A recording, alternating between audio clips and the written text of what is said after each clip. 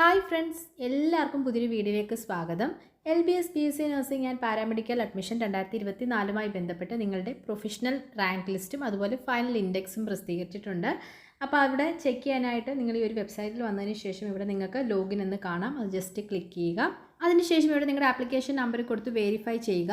Next പേജിൽ നിങ്ങളുടെ registration ഐഡിയും പാസ്വേഡും കൊടുത്ത് നിങ്ങൾ സൈൻ ഇൻ ചെയ്യുക. ശേഷം ഇവിടെ നിങ്ങൾക്ക് വ്യൂ പ്രൊഫഷണൽ റാങ്ക് എന്ന് കാണാം. അത് നിങ്ങൾ ജസ്റ്റ് ക്ലിക്ക് ചെയ്യുക.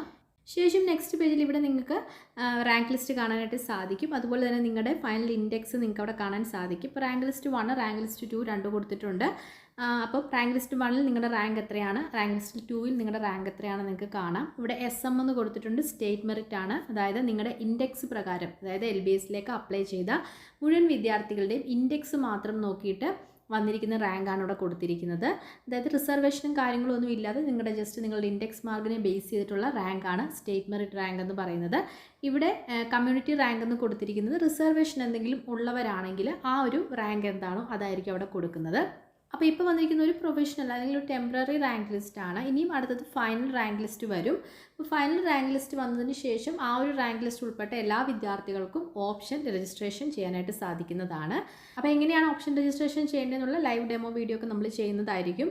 അപ്പോൾ ഏകദേശം ഇത്രയും കാര്യങ്ങളാണ് ഈ ഒരു വീഡിയോയിൽ ഷെയർ ചെയ്യാനുള്ളത്. ഏറ്റവും ലേറ്റസ്റ്റ് അപ്ഡേറ്റുമായിട്ട് വീണ്ടും കാണാം. അതുവരെ ബൈ, താങ്ക്